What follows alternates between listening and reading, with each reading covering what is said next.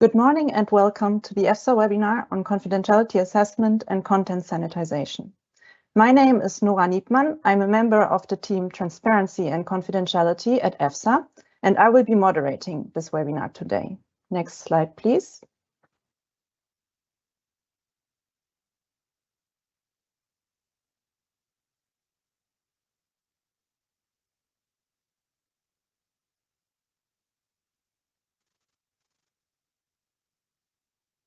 This first slide shows a short webinar guide to briefly explain to you how the interface works. You are automatically connected on listen-only mode. In the presentation window on the left side, you will see the presentation and the speaker giving the presentation. The Q&A box on the right-hand side can be used to submit any question related to the topic of the webinar throughout the event. This webinar is recorded. It is in English, and questions should be submitted in English through the Q&A box. Some questions will be answered in written, and some others will be answered live by our speakers and Q&A contributors. If some questions remain unanswered, you can resubmit them via the Ask a Question Connect EFSA tool at the link displayed on the slides. The presentation will be made available on our website in a few days after the webinar. Finally, should you face any technical issues with your connection, our support from EFSA Service Desk is available to help. Next slide, please.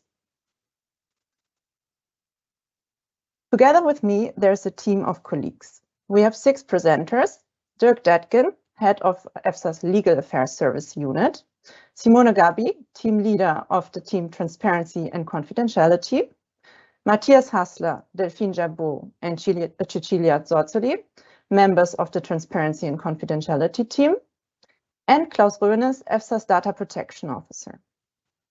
We are also joined by some EFSA and European Commission DG Santé colleagues who will act as Q&A contributors. The names of these colleagues are displayed on the slide, and they will be helping us with the handling and management of the questions that you will submit throughout the webinar. The goal of this webinar is to explain steps and tools of the confidentiality assessment and content sanitization and provide practical guidance and address questions encountered in the recent months. Out of the scope of this webinar are clarifications about aspects of confidentiality assessment and content sanitization, which have not been affected by the transparency regulation. Please, next slide. A bit on the webinar structure. We will start with a welcome and introduction and continue with a general overview on the confidentiality assessment process and lessons learned. Then the focus will shift to the IT tools employed, personal data in confidentiality assessment, and content sanitization. Finally, there will be a Q&A session, and we will conclude. Now I give the floor to our first presenter, Dirk Detgen, head of EFSA's Legal Affairs Service Unit.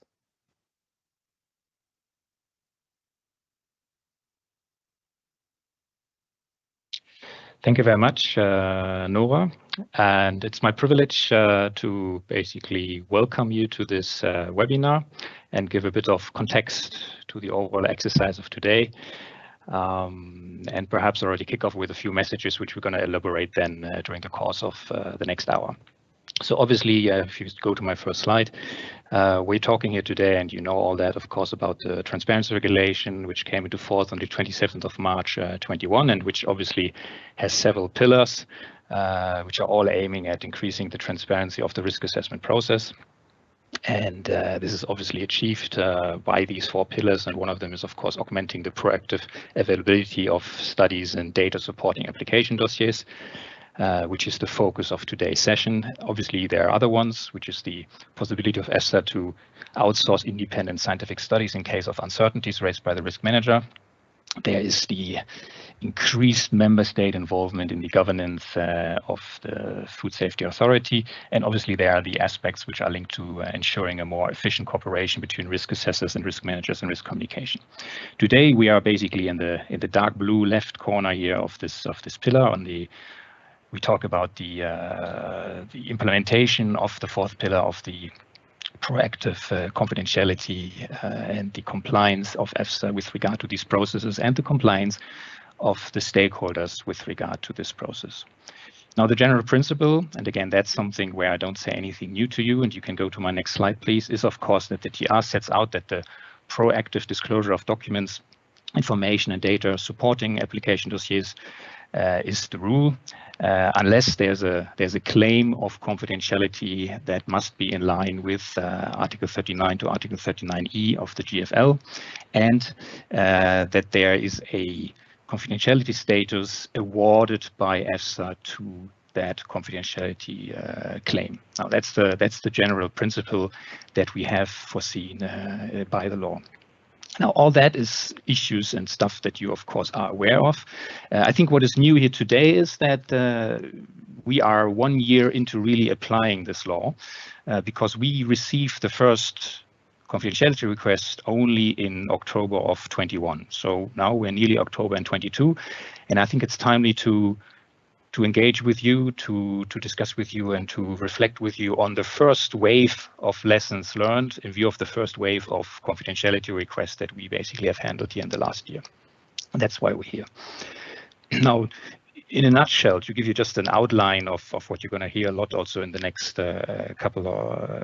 during the session, we can say that the amount of confidentiality requests that we have received in the first year is a challenge for EFSA, and it puts basically a healthy challenge also to the working model as we have designed it in the outset of the implementation of the TR.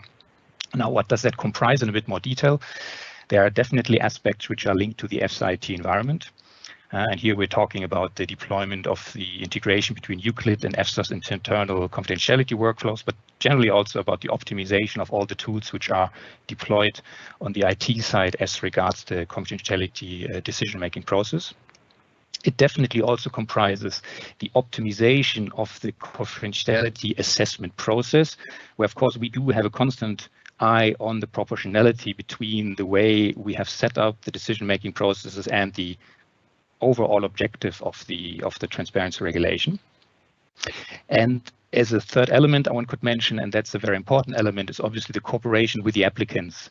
If we talk about proportionality of the implementation of the TR, of the transparency regulation, I think it's very important that we have a good and healthy dialogue with you as stakeholders, that we are confronted as far as possible with reasonable confidentiality requests, which are in line with the requirements, in line with the guidelines that we can provide to basically make sure that you, the applicants, are fully in line with the requirements of a confidentiality request submitted to EFSA. And here, and you will see that, and you will hear that perhaps in the course of today, we talk about the quantity and we talk about the quality of a confidentiality request. I think it's a fact that we are in this together. I think we are together with you experiencing a bit the impact of this confidentiality of the transparency regulation on the go as we are on it, and it's important why this dialogue is happening. Already announcing perhaps also one feature, which you're going to hear more about in a moment, is that after 1 year of testing, a more supportive approach to applicants, potentially it's now time for EFSA to step out a bit its approach and move on to a more straightforward implementation of the transparency regulation, which implies a clear responsibility of the applicants to complying with the requirements set out in the practical arrangements of the transparency regulation. And for this reason, actually, the colleagues today, they will highlight concrete tips and lessons learned and tips on how to also submit confidentiality requests or how to use the tools which are actually made in order to do so. And with that introduction, I hand over to my dear colleague, Simona Gabi, who's going to take you through the first section of this of today. Thank you very much, and over to you, Simona. Thank you. Thank you very much, Dirk. Good morning, everyone. And we can start indeed from the general overview on the confidentiality assessment process and from the identification of a few lessons learned in this first year of implementation of the process. Next slide, please. This slide depicts the confidentiality decision-making workflow which starts with the submission of a confidentiality request or more confidentiality request via one of the e-submission tools made available by EFSA and by the European Commission, and on which we will have dedicated sessions and lessons learned highlighted later in the morning. Once this is submitted, the colleagues working in the front desk and work for planning perform a light check as part of the completeness check of the application dossier to verify on a random basis whether the basic elements of the confidentiality requests are indeed present correctly in the dossier. Then the proper confidentiality assessment starts after validation or admissibility of the application dossier. And immediately we have an optional possibility for EFSA, an optional feature, which is the possibility to ask the applicant to submit clarifications with regard to certain items of the confidentiality request. And as Dirk anticipated, during these first months, we used to a certain extent this request for clarification, which is in no way a mandatory step, as a way also to provide another chance to applicants to improve the initial submission. We also realized, however, that this approach cannot be fielded now in a systematic basis, and therefore it's something that will lead to a discontinuation. As of from now on, the request for clarification will be used effectively for what is meant originally, that is, to request clarifications on elements that are already present in the confidentiality request. After this optional step, the EFSA team lead working on the confidentiality assessment prepares a draft decision which is notified to the applicant, and following which the applicant enjoys a 2 weeks timeline to comment on the draft decision. In the alternative, the applicant may also not comment at all or withdraw the application. It is also possible and recommended for the applicant to clearly say that they agree with the draft decision, and this would actually save some time in the processing, given the mandatory 2 weeks timeline, so that EFSA, rather than waiting for a reply, gets immediately a green light from your side. Once the comments, if provided by the applicants, are then submitted and taken into account by EFSA, EFSA will notify the final decision to the applicant, and this step will trigger another 2 weeks timeline, during which the applicant may have the possibility of submitting a confirmatory application against the initial decision. The confirmatory application, if submitted, puts on hold the implementation of the initial confidentiality decision until a decision or confirmatory application is then eventually taken. The step of content sanitization, implementation of the decisions, take on as of the moment when either the confirmatory application is not submitted or the decision on the confirmatory application settles and rejects the confirmatory application itself. The content sanitization step, on which we'll see later in detail a more detailed presentation by Cecilia, will lead to the upload of sanitized documents by EFSA and to their publication on the Open EFSA's website. Even after this step, EFSA is required by law under Article 39C of the General Food Law to reopen fundamentally its confidentiality decision in cases where their scientific outputs identify foreseeable effects on human health, animal health, or the environment. In this case, EFSA will assess the situation, the previous decision taken, granting confidentiality status to certain items, and will then notify a new draft decision to the applicant, giving them another 2 weeks for commenting and fundamentally restarting the process from the second step here in this slide. That would be then the notification of the final decision, the possibility to submit a confirmatory application, and possibly the final content sanitization, if to the extent required. Next slide, please. In order to submit compliant confidentiality request, applicants must clearly identify the information claimed confidential by referring to all the elements that are claimed confidential and locating them in the document, providing indications of the page, paragraph, and line, or if it is possible, directly the excerpt taken from the document itself. This will ease the processing of the confidentiality request, and is also a mandatory step under the practical arrangement. Applicants are also required to indicate the legal basis, that is the grounds under which a confidentiality request is submitted, in one of the close positive lists that you can find under either the General Food Law or one of the 8 sectoral legal acts amended by the Transparency Regulation. And then the applicants in each confidentiality request shall explain why the item should be kept confidential, and shall do so by clearly confirming that the information is not in the public domain, and that the potential harm to a significant degree would derive from the disclosure of the elements claimed confidential.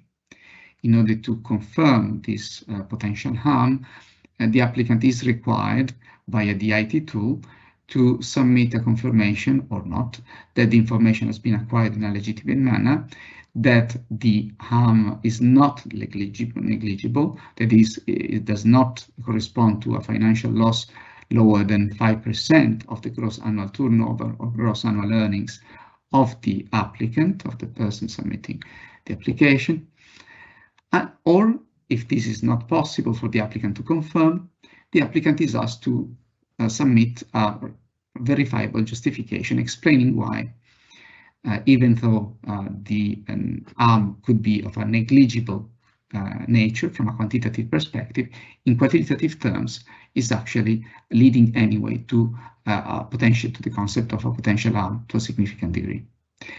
And then, as part of still this criterion, the applicant is asked to confirm that the information is not older than 5 years in the form submitted to EFSA. Also here, if it's possible, to the extent possible, and the applicant is not in a position to provide this confirmation, they will have the possibility of submitting a verifiable justification explaining why the criterion is met, even though the information is older than 5 years. And then last but not least, a clarification on whether the information claimed confidential falls under the concept of environmental information. Next slide, please. During this first year of implementation, we identified a number of actions that it is really key for the applicants to comply with, both in terms of ensuring compliant submission and also facilitating a smooth processing of the application dossier and the confidentiality request related to that. So we said that the parts on which confidentiality requests are submitted must be clearly identified in a clear and consistent manner, both in the confidential and non-confidential version of the documents, because both versions must be submitted to support a confidentiality request. And the confidential versions and the non-confidential version or public version of the documents claimed confidential must always be submitted and should match entirely. That is, it is not possible, for instance, to claim an entire document confidential, submit the entire document as confidential version, and instead upload a public version which is composed of a single blackened page. No, the two versions should match, even in terms of number of pages, and should simply be a blackened version of the confidential version. The justification must support the elements claimed confidential by a clear and accurate masking and earmarking in the document submitted as a confidential version. And this is extremely important because it will be used, this version will be used by EFSA for its scientific evaluation processes, and therefore it is fundamental that its experts are aware of the elements claimed confidential by the applicant to ensure compliance with the confidentiality request. Next slide, please.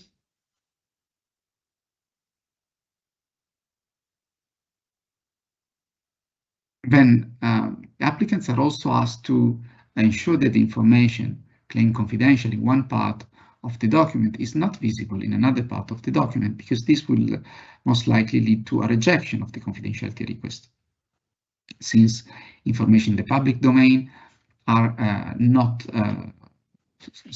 subject to a potentially successful confidentiality request.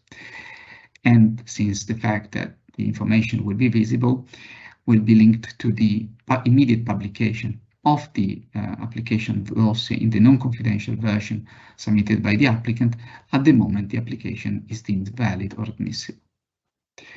Also, please do not include a watermark confidential on parts of the documents that you do not claim confidential. And properly name the documents in order to distinguish between a confidential and non-confidential version of the file, so as to avoid clerical mistakes from EFSA staff handling these documents. Next slide, please.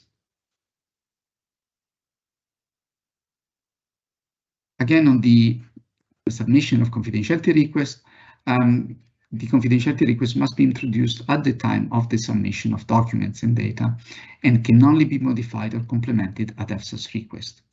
This is fundamental because it allows EFSA to focus on the initial set of confidentiality requests without having to decide on a moving target that would be the case instead if the applicant kept updating continuously their initial submission of confidentiality request.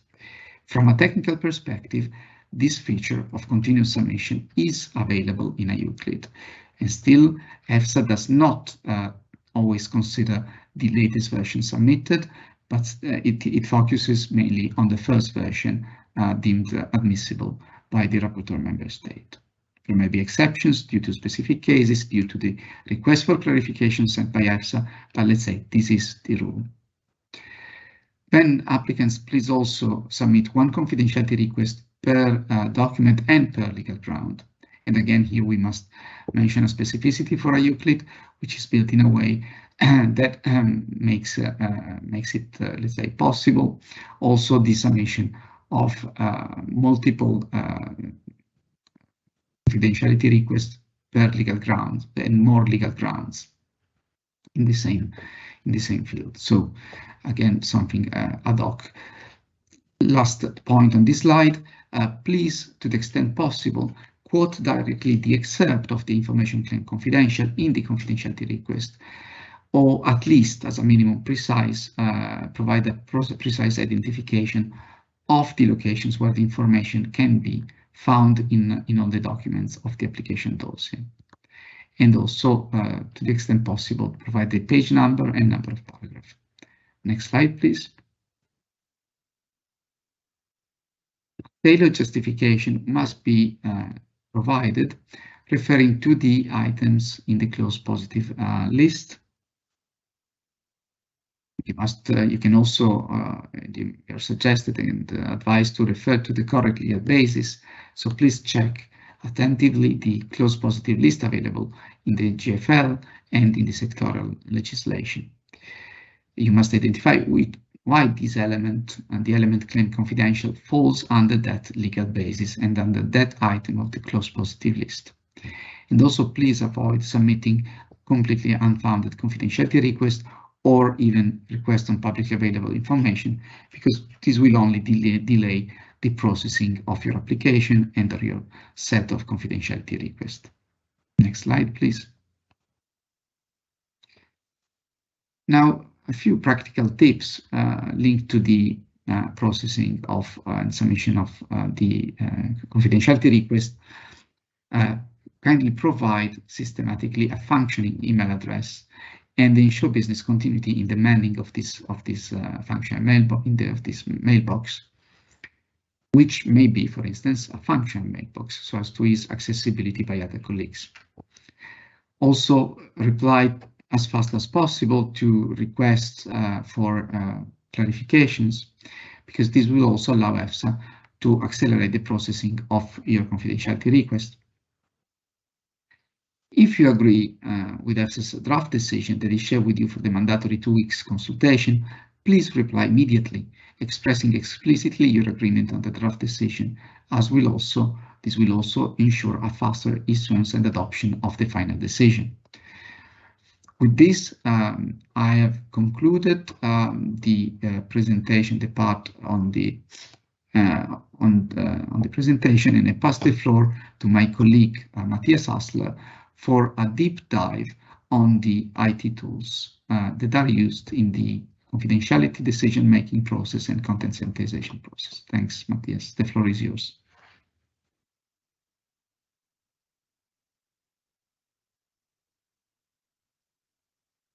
Thank you very much, Simone, for this general overview on EFSA's confidentiality assessment and for this summary of the lessons learned so far in the context of EFSA's confidentiality assessment.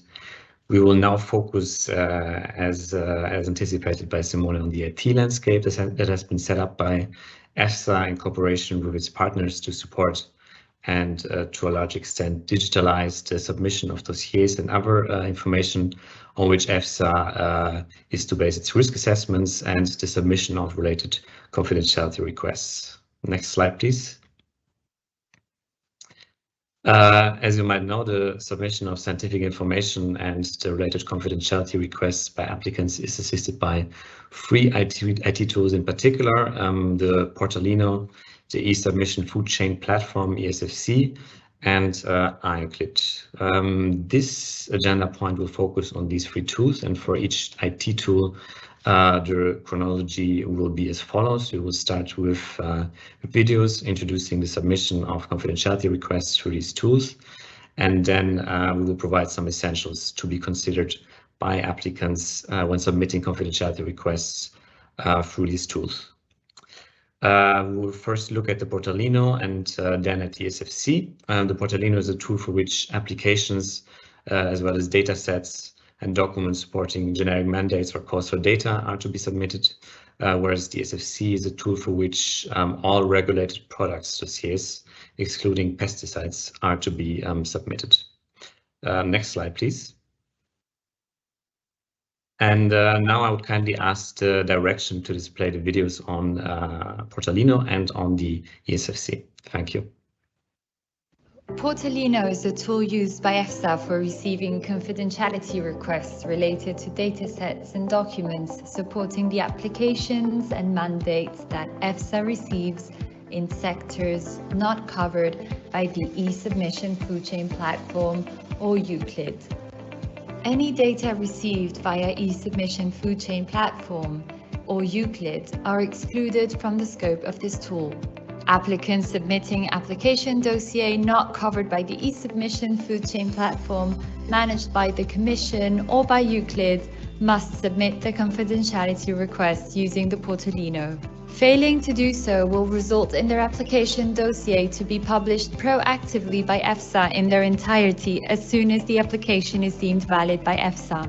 It is equally important that business operators sharing with EFSA information in the context of public calls for data or to support mandates submitted by the European Commission, the European Parliament, or the Member States use the Portalino if they want to submit confidentiality requests to preserve some parts of this information from the proactive disclosure requirements introduced by the Transparency Regulation.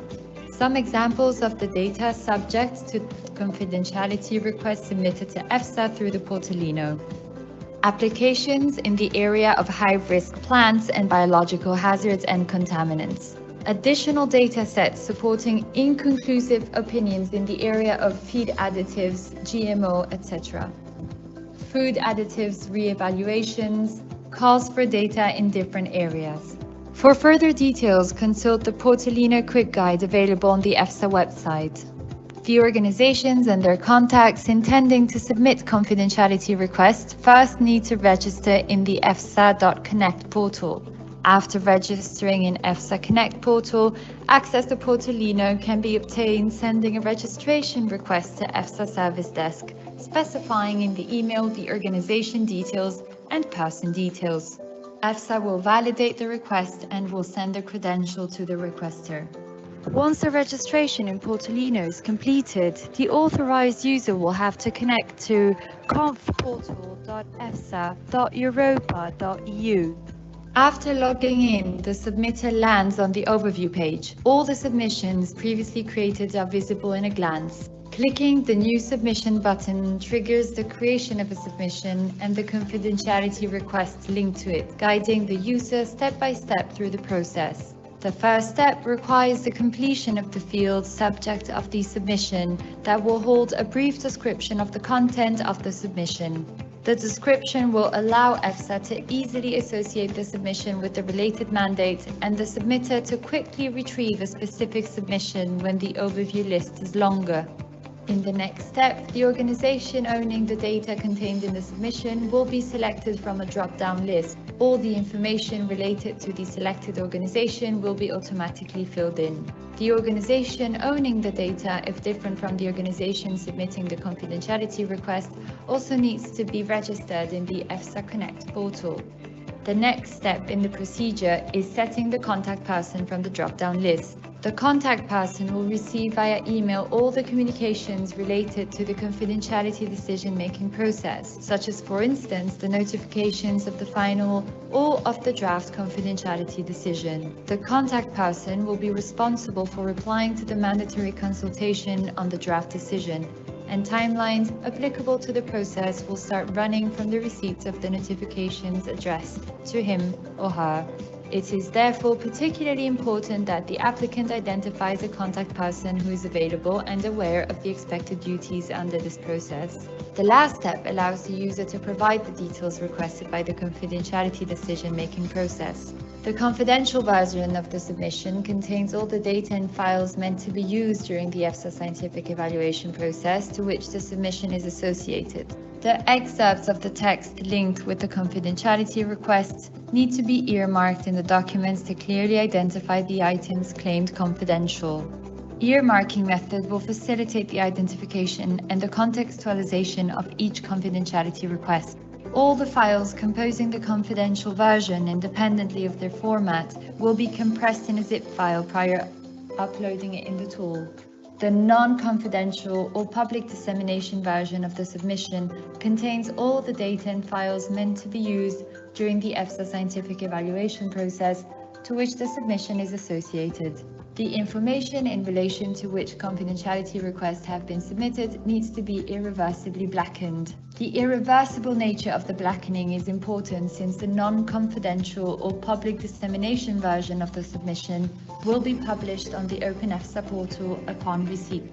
Each confidentiality request is a structured form containing fields that will allow detailing each request. File name field requires the name of the file in the confidential version zip in which the request can be found. The confidentiality ground can be selected from a drop-down list and identifies the legal basis under which a confidentiality request is submitted in the submitter's opinion. The justification of the confidentiality request is a free text that will allow the submitter to explain the reasons of the request and to comply with the requirements set out in Article 10 of EFSA's practical arrangements concerning transparency and confidentiality. The excerpt of the text contains the extract to which the confidentiality request is related.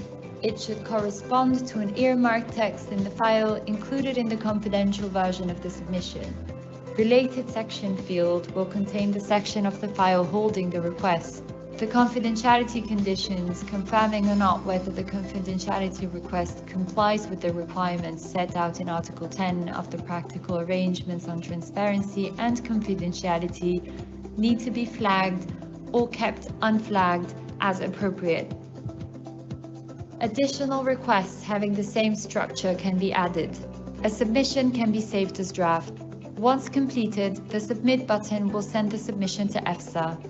As of this moment, no further change or correction will be allowed. An automatic acknowledgement receipt of the confidentiality request will be sent to the contact person and the status of the submission is set to submitted. The Print button can facilitate the verification of the submission, creating a PDF file of the entire submission.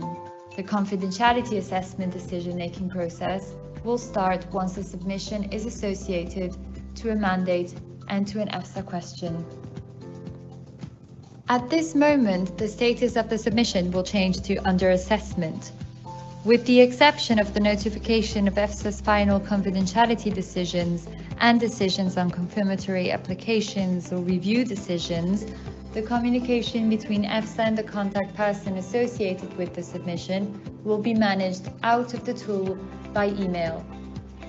The tool will only allow sharing documents created by EFSA in the different steps of the confidentiality assessment process. In this example, the initial draft decision, the decision on confidentiality request, the decision on the confirmatory application, and the initial redacted version were already shared by EFSA. The Article 39C draft decision has been already dispatched. Each document can be downloaded, consulted, and any feedback can be provided to EFSA by email out of the tool. In case you realize after having clicked the submit button that the submission is not correct, inform your contact unit in EFSA as soon as possible. The submission will be rejected by EFSA and the confidentiality assessment process will not be triggered. Such submissions will be identified in the overview list by the rejected status. You will have to start the process from the very beginning, creating a new submission. In case the contact person having submitted confidentiality request through the Portalino is no longer a contact point and needs to be replaced, the following steps need to be performed. The new contact shall send a registration request to Service Desk specifying that it is a replacement of an existing Portalino user. The applicant shall provide the details of the old contact to be replaced. The applicant shall provide the detail of the new contact. Applicants shall specify in the email to EFSA Service Desk if the change of contact shall be performed for all the submissions done by the old contact or only on specific ones. Do not hesitate to contact EFSA Service Desk for any clarification you might need.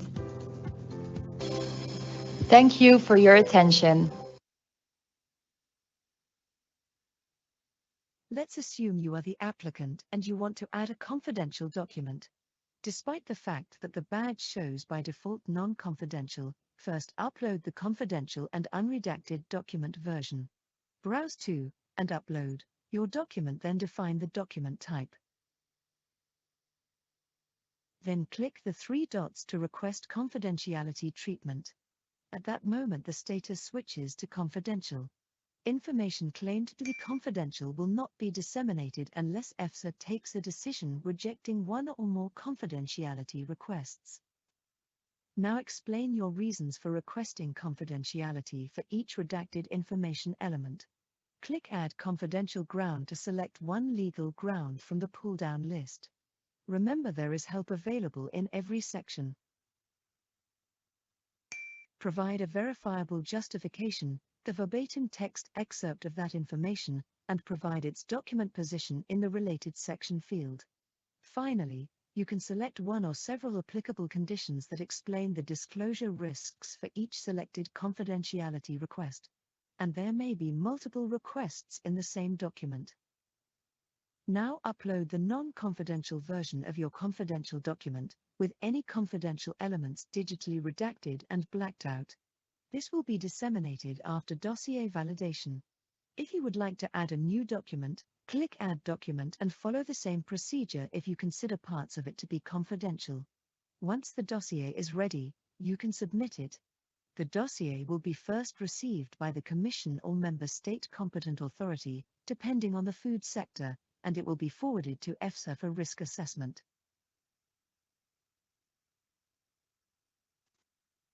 How EFSA receives confidentiality requests and when the confidentiality assessment process starts. As applicant, you will be informed by email notification and on the dossier overview when the dossier is valid. At that moment, EFSA can start the confidentiality request review. How the EFSA legal assessor and applicant interact together during the confidentiality process. If EFSA requires further information in order to make a decision, they will send a clarification to the applicant via the ESFC platform. Such clarifications on confidentiality requests are notified to the applicant by email and the bell icon. At that moment only, A confidentiality assessment tab appears, which simplifies for the applicant the follow-up of the confidentiality process on the ESFC.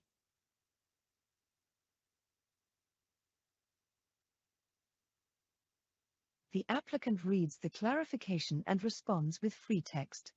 No files can be uploaded. Click Reply and it is sent to EFSA. The pending badge switches to Replied. EFSA considers whether the reply is suitable and makes a draft decision for that single confidentiality request. If the applicant doesn't reply to the request for clarification, EFSA will send the draft decision without having their input. This draft decision arrives in the dashboard, with the badges Agree or Not Agree. From the reception of the draft decision, the applicant has a further 2 weeks to state a view on each not agreed decision, beyond which the opportunity to comment is lost and the process continues.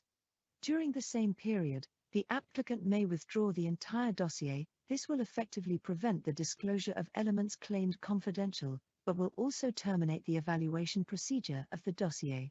If the dossier has not been withdrawn, EFSA finalizes and signs a decision for each confidentiality request, taking into account the applicant's stated view, if any. If the applicant does not agree to EFSA's final decision, they have 2 weeks in which to submit a confirmatory application. A button will appear for the applicant to trigger the process, which is handled within the ESFC system. How EFSA informs the applicant of the sanitized version of the confidential document. The applicant will be notified by email and the bell icon. The document sanitized by EFSA will be accessible in the dossier in the relevant section and in the confidentiality assessment dashboard. If at least one confidentiality request is not agreed by EFSA, then the version of the document as provided by the applicant is sanitized by EFSA.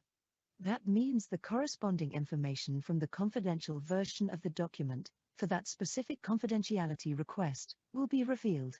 The document sanitized by EFSA will appear on the Open EFSA portal and will replace the non-confidential document version as provided by the applicant. If, however, all the confidentiality requests within one document are agreed, then the non-confidential version of the confidential document as submitted by the applicant will remain published on the Open EFSA portal. Confidentiality requests may be submitted by the applicant, with regard to additional information provided by the applicant during the authorization process.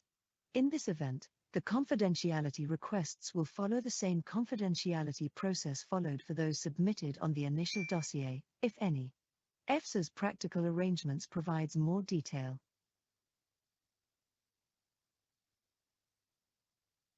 How to handle publicly available documents, such as publications or studies, with intellectual property rights owned or not owned.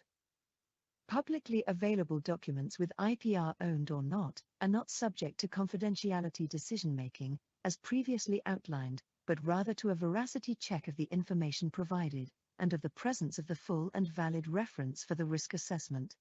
While the applicant cannot claim confidentiality on publicly available documents, IPR impacts all disclosures.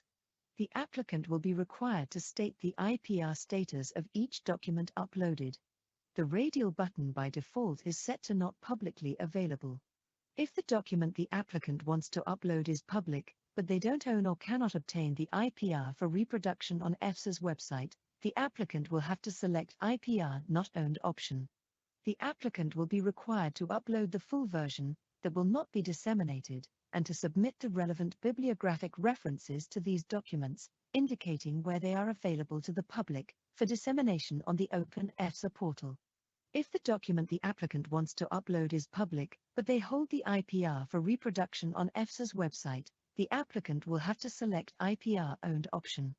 The applicant should provide the full version that will be disseminated on the Open EFSA portal. Keeping in mind that publicly available documents cannot be claimed as confidential.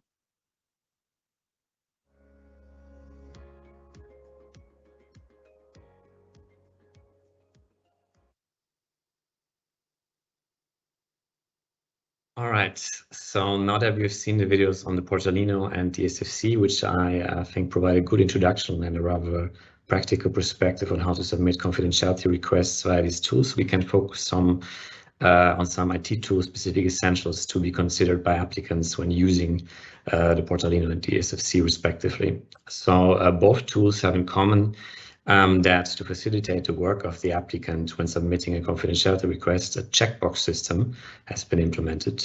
And these checkboxes correspond to the substantive requirements set on in Article 10 of the Practical Arrangements Concerning Transparency and Confidentiality, about which we heard already something in the presentation or in the slides presented by Simone. And Article 10 of the Practical Arrangements basically concerns the requirements, the justification supporting the applicant's confidentiality requests must comply with in order to be successful. So for the supporting justification, when it is provided by the ESFC and the Portalino, to meet the substantive requirements in Article 10, the checkboxes which are available in the ESFC and the Portalino must be addressed as follows. So the potential harm checkbox must be addressed in the following manner.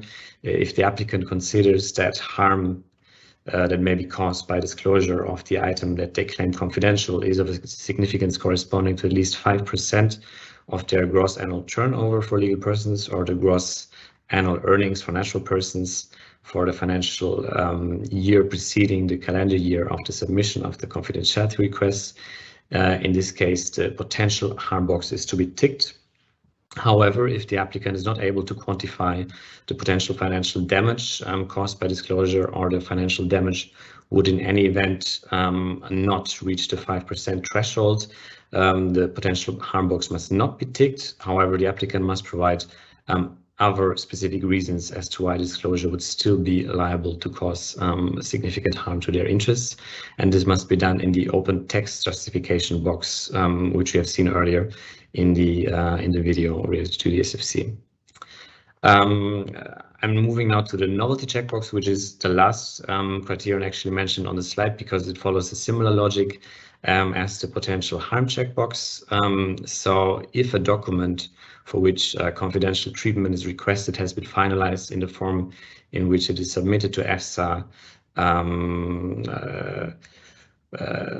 up to 5 years prior to the submission of the confidentiality request, then the novelty box is to be ticked.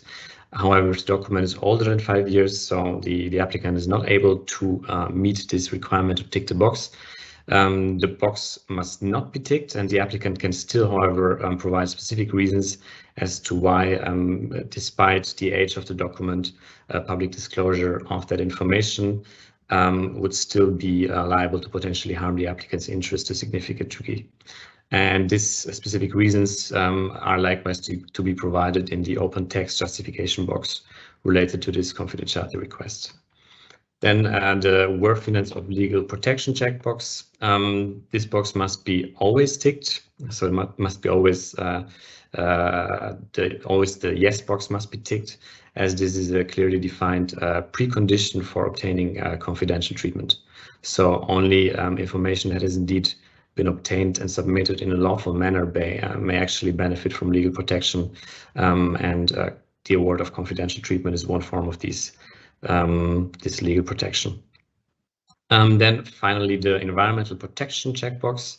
This checkbox is actually about whether information claimed confidential may fall under the definition of environmental information, which is set out in Article 2 of Regulation 1367/2006, the so-called ARHOS regulation. So only information that does not constitute environmental information may actually be successfully claimed confidential. This is actually the only checkbox which the applicant should never tick with a view to formally comply with the substantive requirements in Article 10 of the Practical Arrangements.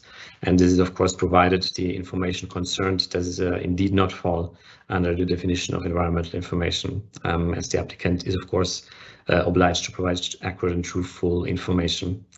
Admittedly, the label as currently displayed in the Portalino and the ESFC is slightly misleading, and we're working on changing that as soon as possible so that it's clear to the applicant that this checkboxes, first of all, about environmental information rather than environmental protection, and second, that a formally compliant justification actually requires that the box is not ticked rather than ticked, provided the info does indeed, as I said earlier, not constitute environmental information. That's about it concerning the ESFC and the Portalino. Now I hand over the virtual mic to Delphine, who will speak about yet another e-submission tool, namely IUCLID. Thank you.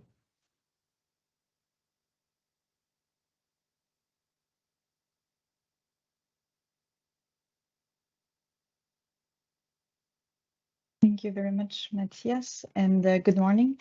So yes, as announced, I will present you a few points regarding the submission of confidentiality request in IUCLID. So on the next slide, we will start by showing you two videos, one detailing how to submit confidentiality request when preparing an IUCLID dossier, and one regarding dossier publication and what applicants should check before submitting. And then finally, I will highlight a few additional points. So now we can start by playing the two videos for you. In this video, we'll learn how to request confidential treatment when preparing a EUCLID dossier. When submitting confidentiality requests, there are three essential elements that applicants must provide. First, the request must clearly identify the information claimed confidential and its location. Second, the request must identify the legal basis from the closed positive list. Third, the request must contain a justification that is compliant with all the elements listed in the EFSA's practical arrangements. When the information claimed confidential is contained in a specific EUCLID field, you must identify the specific piece of information claimed confidential. You must also identify the specific field where this information can be found, for example, the flexible record below, in the mixture dataset. Verify the filtering rules in order to check whether the field containing the information that the applicant intends to claim confidential is subject to the unless conf filtering rule. The filtering rules are available on the Zenodo link. When you reach the link from the presentation, you can find the latest filter rules information. By clicking on them, they will be automatically downloaded to your device.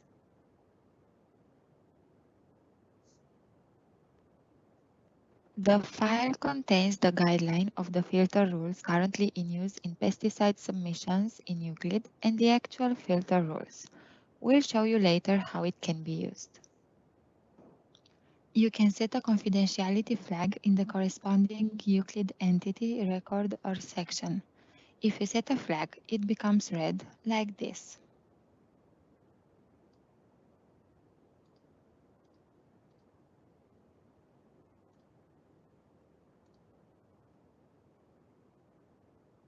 Depending on the EUCLID document, the flag can be field-specific or can refer to a section. When the flag refers to an entire section, the flag and associated justification will apply to all the fields within that section for which the filtering rule is set to unless conf. To request confidentiality, first check if the field containing the information that you intend to claim confidential is not automatically published or redacted and has the unless conf rule. Check the information provided in EUCLID so you can get the field identifier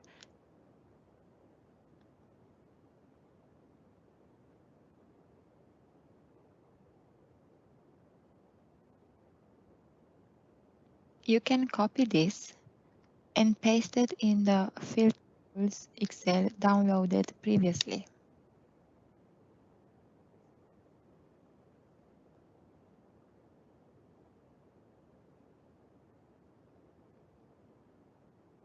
Paste in here what you copied. And here you have the filtering rules. Next, check for the closest CBI flag to the field or fields which should be claimed confidential. Indeed, to claim confidentiality, you should always select the CBI flag closest to the information you want to claim confidential. If there is only one CBI flag at the top of the EUCLID document, use this flag but indicate clearly which fields are subject to this request.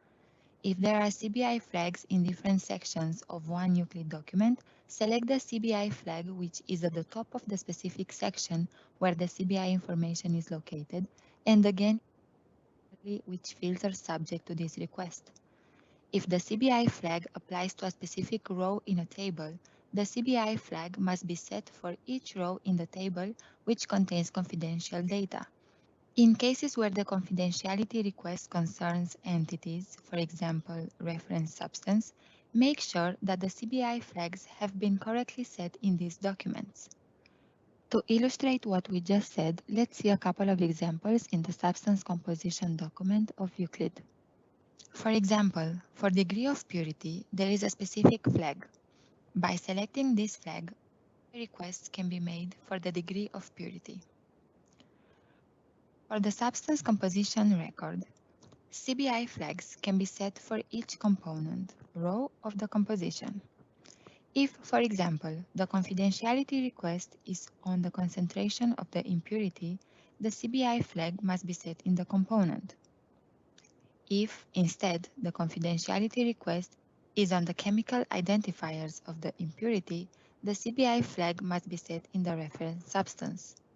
The justification must be provided in the corresponding justification field.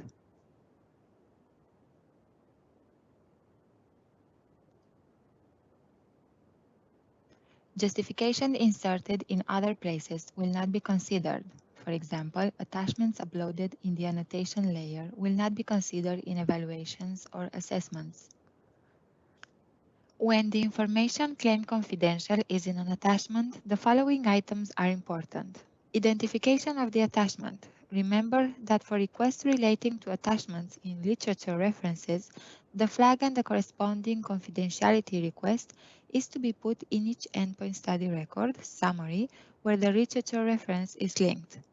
Identification of the specific piece of information by quoting the specific piece of information claimed confidential, for example, identity of impurities. The applicant must refer to the exact page, paragraph, and line or part where each piece of information claimed confidential can be found. To complete the justification box, you can use the templates available in the EFSA user guide on confidentiality. Go to the Open EFSA portal on the toolkit page. Scroll down until you reach Submission of Confidentiality Request User Guide. Click on it and a PDF will open.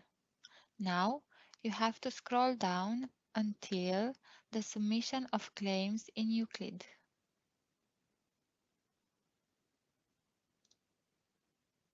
You can copy and paste the template and the parts marked in blue are to be filled in by the applicant.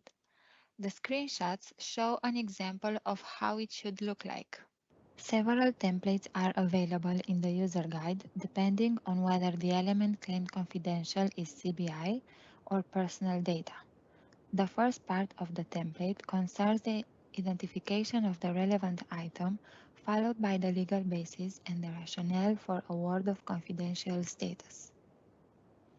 Regarding the two templates on personal data, Scenario A concerns information classified as personal data by its very nature, while Scenario B applies to elements that the applicant claims confidential as personal data, but that are not classified as personal data by their very nature. The full procedure and templates can be found in the new guide published in March 2022 that we just presented to you, following the link. In this video, we will demonstrate the dossier publication and what the applicant should check before submitting. By the end of this video, we will learn that EFSA must publish the dossier as submitted by the applicant after it has been declared admissible by the RMS-EMS. Submit a dossier which can be published without risking disclosure of confidential or personal data. Confidential data. Check the filter rules when preparing the dossier. Run dissemination preview before submitting. Check the critical elements in the Excel file. Personal data. Double-check relevant parts of the dossier, sanitize attachments in particular. Find the dossier from Open EFSA once it has been published. These are the checks that the applicant must perform before the dossier is submitted. This is a dossier, and we'll look at some of the areas where confidentiality is relevant. We have set a project formulation where you can see an active substance and two components within the formulation. Under the active substance dataset, we have the reported batch purity. For the pesticide dossier, 5 separate batches could be reported to demonstrate the purity, and this is an example of one batch. Here, we have an active substance, but in this case, there are 2 impurities detected. Moving forward, we see the oral acute toxicity study, and this is a classical study that is received in an EUCLID dossier. You can see here the key values for chemical safety assessment. By clicking it, you will see what we call an endpoint study record that contains the information about the type of study submitted. Below, we see the original study provided.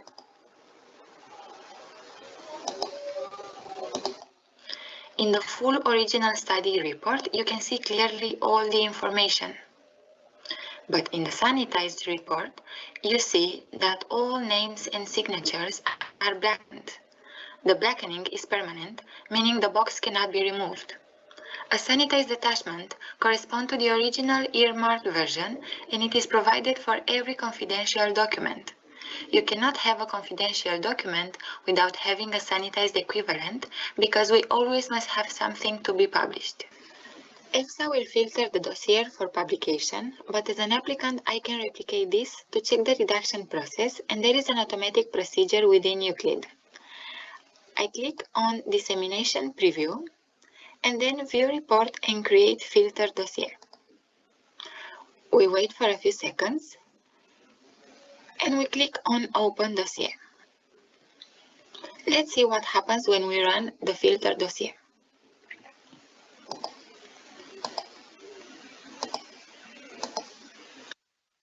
Looking at the project formulation, we can see that the active substance information is maintained.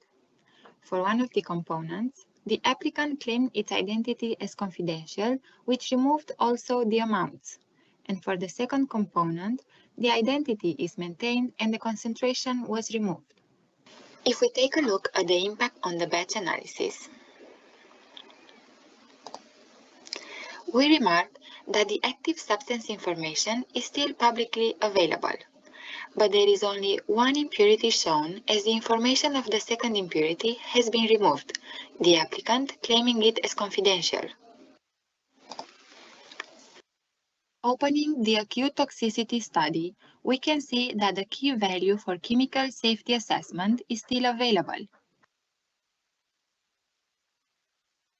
On the endpoint study summary, we can see some of the data has been removed from the literature reference entity as the author name, for example. The report generated by the system is recommended to be used to view the results of the filtering process. This is also available for the applicant. Reviewing the Excel file is more efficient than visual inspection. Looking at the data, we can see the majority of fields are published. The dossier header, including attachments, is fully published and nothing can be redacted from it. If you have an attachment in the dossier header, it should not contain personal data because this will be published. Legal entities are always published, so be careful to provide only the generic contact details, not to fill in with personal data, such as the personal phone number or personal email address, because they cannot be redacted. Sanitized attachments are always published. Ensure the CBI is masked and appropriate justification is provided. If we filter the outcome by flagged confidential, we receive the areas where the information was redacted because the flag was set by the applicant. We can see, for example, the mixture composition and the batch analysis. Filtering by not published, we see the personal data of Mr. Carlo Rossi has been redacted, as for example, his personal phone number. Now we have a filtered dossier which is published in the public EUCLID and is therefore accessible through the Open EFSA portal. Here is the link to the Open EFSA portal and how it looks like. Thank you. So now moving on to the few additional points that we would like to present to you. So first, as already hinted in the presentation and in the videos, it is essential that when you submit confidentiality requests in IUCLID, you make sure that you provide a precise and complete justification. In order to do that, it's strongly recommended that you would use the templates that were just shown to you in the user guide so that you ensure that you do not accidentally forget one of the elements of the confidentiality justification. Then for one justification field, you may have several elements that you claim confidential.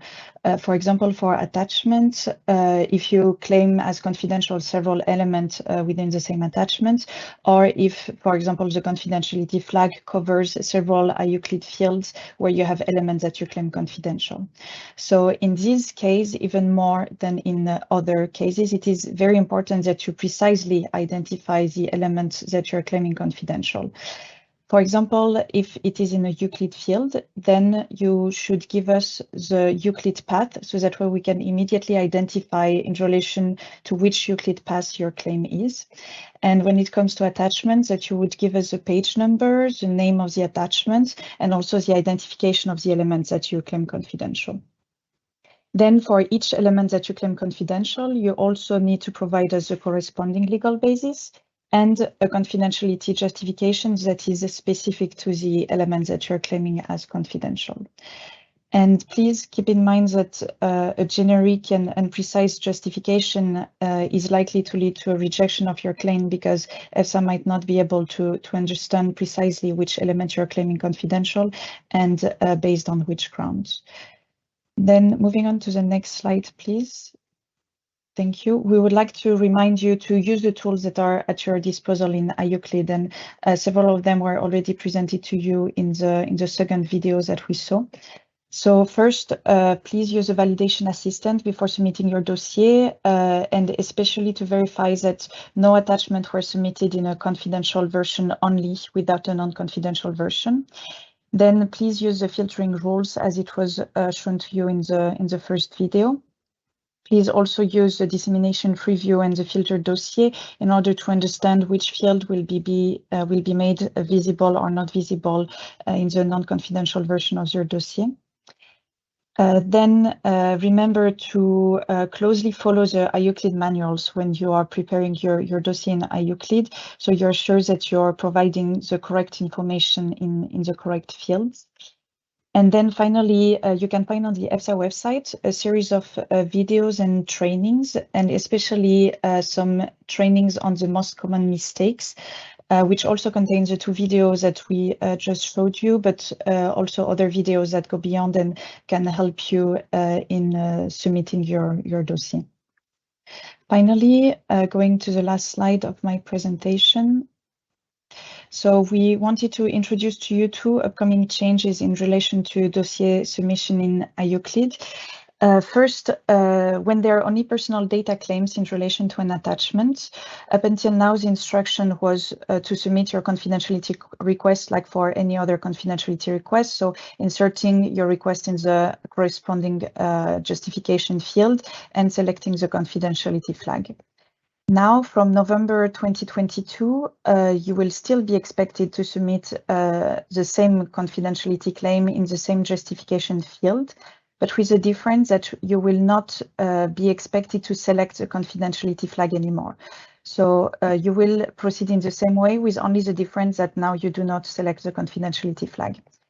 However, this only applies when there are only personal data that you claim as confidential in the study record or summary in question. If you also claim as confidential CBI, then we are with the standard approach, which is that you select the confidentiality flag and insert your justification in the justification field. Finally, there will be a new integration channel between IUCLID and EFSA systems on which we're currently working. And a new communication portal will be developed for applicants in relation to the confidentiality decision making. The go live for these new tools is expected in January 2023. So thank you for your attention. I hope it was useful. And now I give the floor to Klaus Reunis regarding the handling of personal data. Thank you, Delphine. So indeed, I have this short session in this webinar related to personal data handling. So as the colleagues and also the videos previously already alluded to, is that when so required by the rules, personal data have to be part of your confidentiality request and should, in other words, not be published in the non-confidentiality version of the dossier or data submitted. So I have a few slides, so we go to the next one, where first of all, it's important to know what is personal data. So what do we mean with that? And that's defined in the rules. So you may have heard of the so-called GDPR, the General Data Protection Regulation, that came into force in 2018 in the whole European Union. It was really a game changer on privacy and data protection, and I'm sure you're aware of it. So the GDPR gives it a definition. It's important to note that there is a specific GDPR, so a specific regulation applicable to the EU institutions and bodies like EFSA. So we have our own rules, which is a separate regulation, but which is abbreviated EUDPR, so regulation 2018/1725. Just to add that to its content, so on the rules and principles on data protection, this EUDPR is fully aligned with GDPR. So in both regulations, we have this definition of what is personal data, and it comes to basically any information, any kind of information from which individual persons are identifiable directly or indirectly. So that's very broad. The slide gives some examples that could appear, that are appearing in applications and data you submit to EFSA. So obviously names of individuals, representatives of applicants, study authors, contact details, also handwritten signatures on documents. There may be also more specific pieces of information for which individuals may be identifiable, such as geolocation data, GPS coordinates, which may be, for example, in certain studies related to trial sites or field studies may be important, and so could be indirectly a way of identifying persons. And obviously to mention also pictures on people. So these rules on privacy and data protection, they apply generally. They're based on a regulation with equal value to the transparency regulation we're talking about. So they have application as soon as individuals are identifiable from a piece of information. So this means that personal data can be public, can be rendered public, especially when there is a specific legal basis, as the transparency regulation provides for certain categories of personal data. They may be more sensitive and require confidentiality handling, so they may be internal to an organization or even very sensitive. Next slide, please.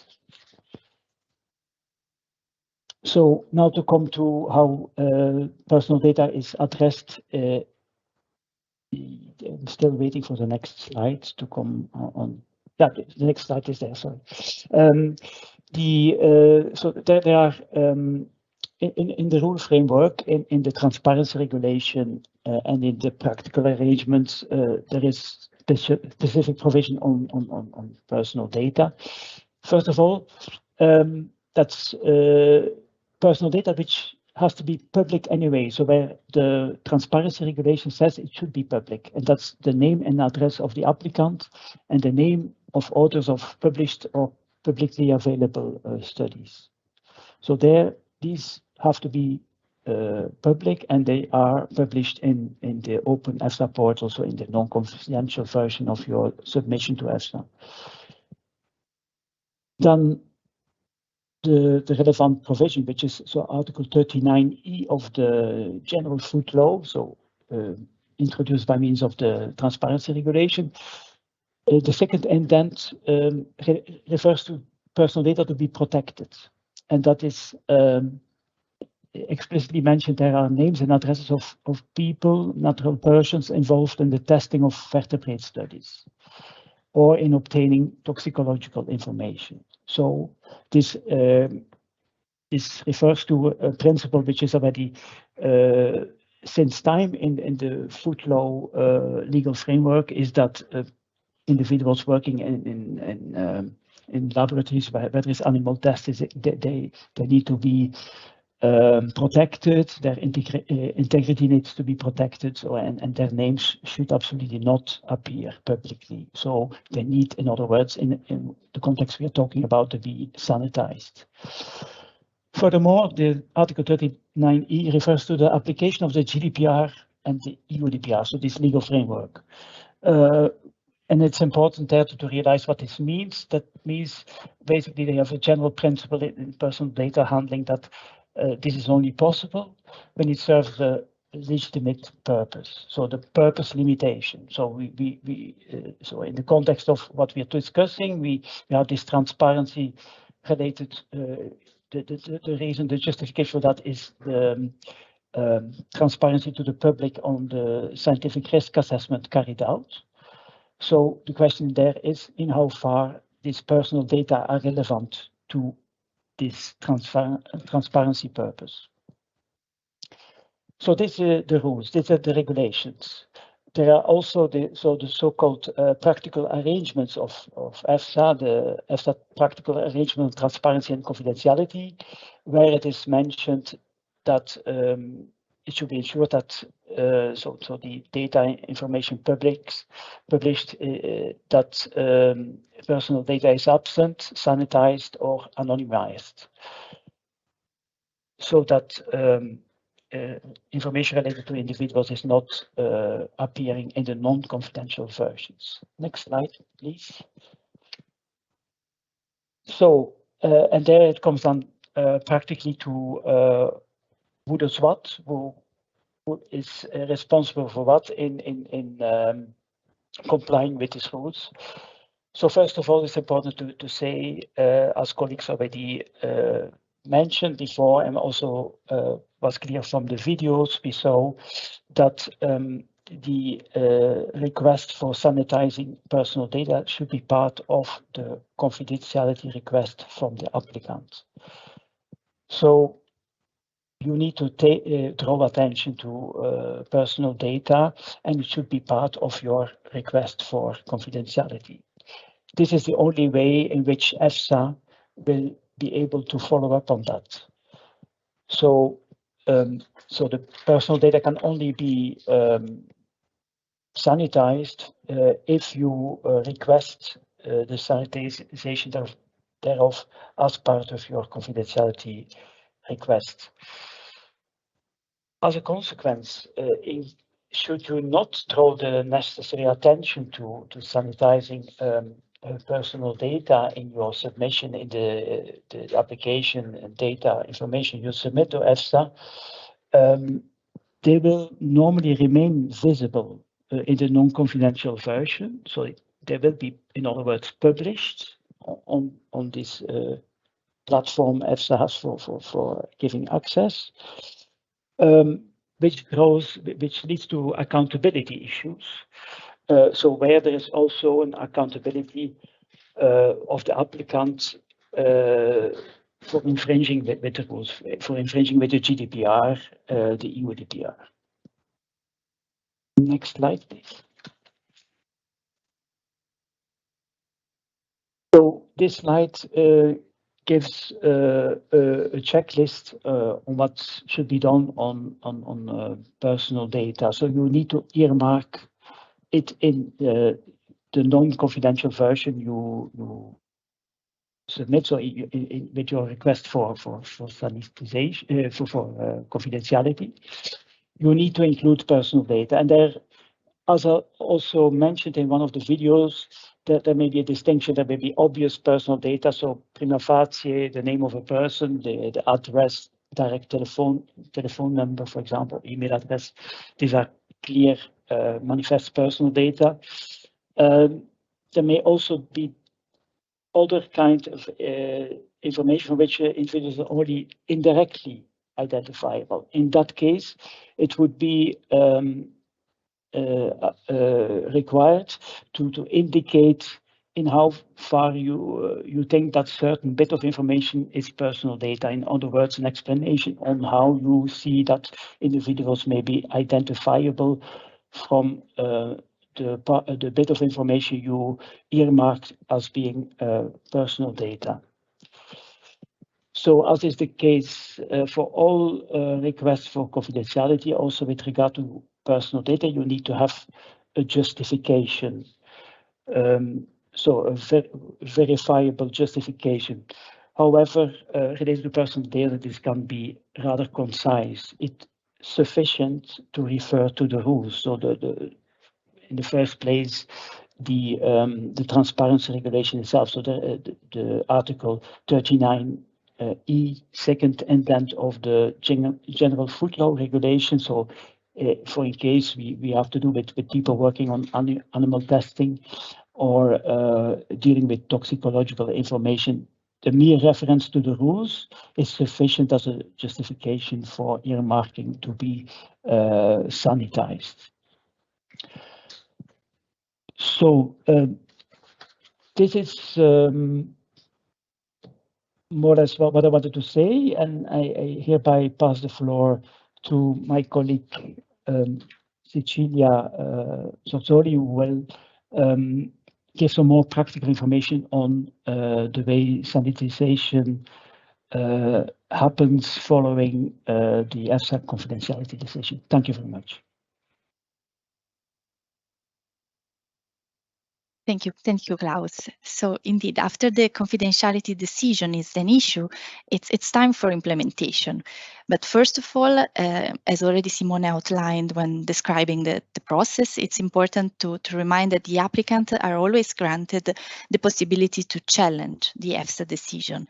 So when sharing the decision with the applicant, EFSA will inform also the applicants on the time span and the time frame to lodge a confirmatory application, which will have a suspensive effect on the implementation. So you can be reassured that no implementation will take place before the lapse of the period for submitting a confirmatory application. However, it's ultimately EFSA's responsibility to ensure that the decision is duly implemented. But what do we mean with implementation? We would refer to the ultimate purpose of the confidentiality assessment process as fulfilling the obligation that are set out in the transparency regulation, as Dirk mentioned in the beginning of this seminar. So for us, it will mean on one side to ensure the publication of information that following the legal and motivated assessment are considered not to be of confidential nature. And on the other end, we want to ensure that items which were on the contrary assessed as confidential are protected, meaning that are not disclosed to the public. And the intermediate step to reach this very important goal is the phase of the sanitization. And we have, I think, a very good definition of sanitization in our internal procedure that is now shown on the slide. That is the process of masking or unmasking scientific data, studies, and other information in accordance with the confidentiality request. And that would be the sanitization that is performed by the applicant when submitting a dossier, or with a confidentiality decision. And that's the sanitization that EFSA will implement after the decision. And this includes also the masking of personal data, as Klaus was previously mentioning. But our definition tells us something more. It refers to actually the nature and a specific characteristic of this reduction, because this sanitization should mean the permanent and irreversible reduction of certain information in an application dossier, and for which the confidentiality request was granted. And we can move to the next slide, please, to better see how do we work in EFSA when implementing a confidentiality decision. So basically for us, it means analyzing the confidentiality decision and identifying the conclusion on the confidential status of each item that was claimed confidential by the applicant. And EFSA will have to ensure that in the new version of the document that will be produced, all the items that were granted confidential status are duly blackened, and the items which for which confidentiality was rejected are disclosed. And in this previous year, we also were checking that no additional items other than those flagged by the applicant were blackened. And this kind of task is performed by working in parallel with the confidentiality decision and the relevant information, both in their public and non-confidential and confidential version, to ensure that all the relevant items are singled out. And this is why it's so important also for the implementation phase, as Simone was already very well explaining, that the documents in the dossier are submitted in a consistent manner. We can move to the next slide, please, to also see how we work in concreto. So we have different modalities of proceeding with the sanitization. We can perform the sanitization in-house for certain dossier, or we could also, for certain type of EUCLID dossier, delegate the sanitization to the applicant. But I would like to recall that in all the circumstances, EFSA will always retain a final verification to ensure indeed that the decision is correctly implemented. We can move to the next slide to see how EFSA might interact with the applicant, with you, in the course of the sanitization process. There is a special procedure for the EUCLID dossier that concerns renewal of an approval of an active substance or an MRL. And this is because, as I was mentioning, in these cases, the sanitization is delegated to the applicant. So the first exchange will be in the transmission of the confidentiality decision. EFSA will request to implement the decision. Following the resubmission of the applicant, there could be, as I was mentioning, following the verification of EFSA, some need to fine-tune or better define the sanitization or readdress certain items, and EFSA will again contact you and try to specifically indicate the items which were not correctly reflecting the content of the confidentiality decision. And please be reminded that EFSA sanitization team is fully available to provide support during this process. We also have a possibility of interacting with the applicants in the context of an optional verification, which is a totally voluntary step, meaning that we might, once the sanitization is performed in-house and finalized, engage with the applicant just to quickly check that the sanitization has been performed correctly. And the last moment of interaction is, of course, throughout the whole process. So, as I was mentioning, that EFSA sanitization team is willing to help and support the applicants both on questions related to the process and questions that are indeed more of operational nature, including how to perform a sanitization. And we can move to the next slide, which is maybe the most interesting for the applicant, as it reflects a bit the outcome of this first year of the implementation of confidentiality decisions, where we indeed experienced some challenges, but we could already collect some lessons learned that we can share with you as tips. First of all, we would like to remind that dossier, once it's validated, admissible, it's in its public version is immediately published on OpenEFSA, which means on the website, so available to the public. Therefore, we would like to stress the need to use a redaction tool that ensures that the redaction of the information that you want to claim confidential is ensuring the possibility of performing irreversible redaction. So the information is irreversibly blackened. Then another practical tip that it's all useful both for the applicants and for us when performing the sanitization is that we would recommend, where possible, to avoid using scanned document, because they might hamper the search of the single item that you're willing to claim confidential, and this makes the whole process a bit more time-consuming as well as more error-prone. And then, as again already mentioned by Simone, it's important that the dossier is submitted in its confidential and non-confidential version in the same structure with the same number of pages, because this also save and reduce the risk of identifying the items in the sanitization. We can move to the next slide, where we see another operational tip, and we would recommend, where possible, to use a specific redaction tool that has a proper earmarker functionalities. This kind of functionalities is available on several tools that are available on the market, and this would allow to save you versions with just the marked redaction that can be saved as such and can be then easily modified item by item, and can be easily also transformed in the blackened and final redacted version. So this is a very useful tip.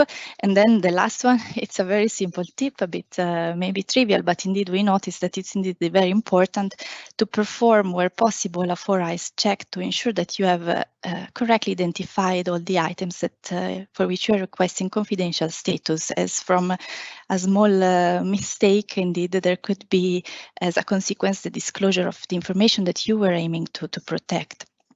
And as a conclusion, we remind that indeed in EFSA, in the sanitization team, we are committed to both work with accuracy and precision, and we are aiming at ensuring the consistency in the implementation of the decision. But ultimately, this consistency will a lot depend on the degree of the precision of the way the initial requests are submitted by the applicant. Thank you a lot. So I pass the floor back to Nora, our moderator.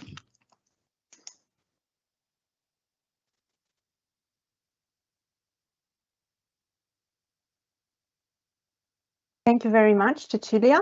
And now we will move on to the question and answer session. I take a moment just to thank you for your questions, and also to thank all the contributors for already having answered many of them. So in view of the limited time available, we will try to cover only some of the questions that we received orally now. However, if questions remain unanswered, please submit them or resubmit them through the Ask EFSA tool at the link that will be available on the next slide. So there is one question that we received in relation to intellectual property rights. So I would like to read it out loud and then to call Simone on the floor to reply to this question. So the question is, I understand that the online scientific papers for which the applicant does not hold IPR rights need also to be flagged that IPR is not held and reference plus link to the website provided. Is this the case? So how do we deal with scientific papers? Simone, the floor is yours. Thank you, Nora. Indeed, applicants may also consider supporting their applications by relying on scientific publications that are already available to the public, for instance, upon payment of a fee, where applicants may not have or may not be able to obtain the necessary intellectual property rights by the rightful owner, like a scientific journal, for instance.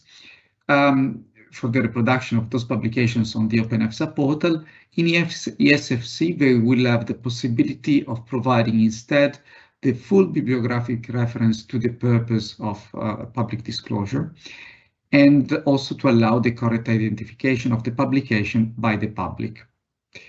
Due attention should be paid to the fact that this option does not exempt applicants from the need to secure the right for regulatory use of these publications in accordance with the applicable IPR law. And the option is available exclusively for publications in scientific journals or comparable publications. In IUCLID, for publications that are already available to the public upon payment of fees, such as studies published in scientific journals, for which the applicant does not have or cannot obtain intellectual property rights for the purpose of proactive disclosure, the applicant must provide a copy of the relevant publication along with the relevant bibliographic references and citations for scientific assessment purposes only, in the confidential version of the application. In addition, they must also provide these bibliographic references where the publications are available to the public in the non-confidential version of the application that will then be disseminated on the Open EFSA portal. In a nutshell, the references will be published, the actual study or publications will not be published.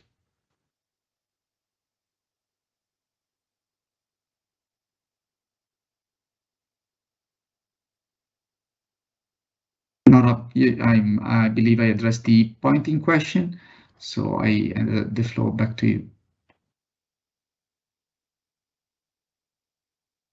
Thank you very much. Since unfortunately we are running out of time, I have just one question that I would address directly to Irene Barato, our colleague from Front Desk and Workforce Planning Unit, to read out the question and to reply to the question. Thank you very much.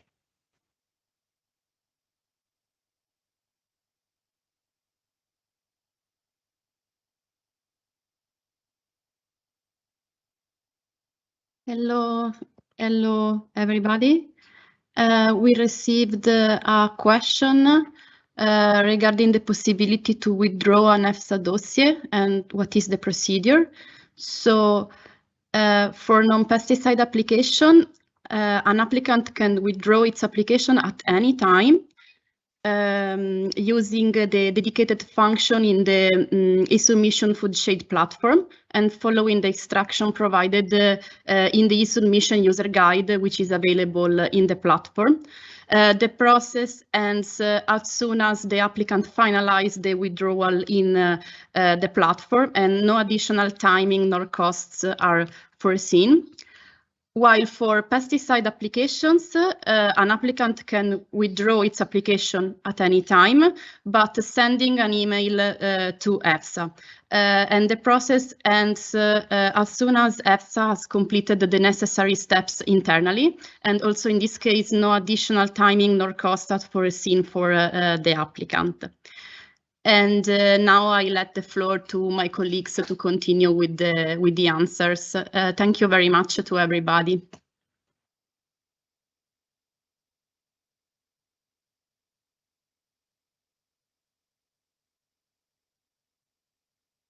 Thank you very much. So this unfortunately already concludes our question and answer session.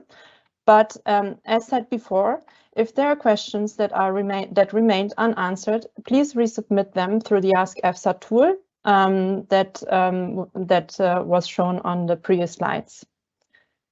Moving on to the next slide, I would like to share some useful information which you can consult on the present slide.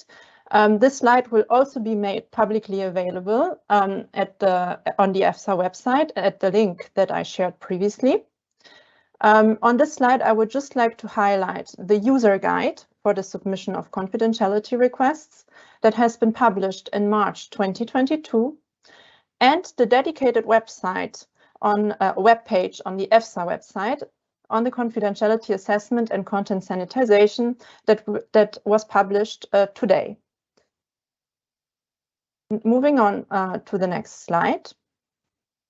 So before closing this webinar, just some information on the follow-up. If question remained unanswered, please resubmit them through the Ask EFSA tool at the link available now on the slide. The recording of the webinar will be available on the EFSA website in the coming days. And finally, we would like to encourage you to fill in the evaluation form, which you will receive shortly in your inbox.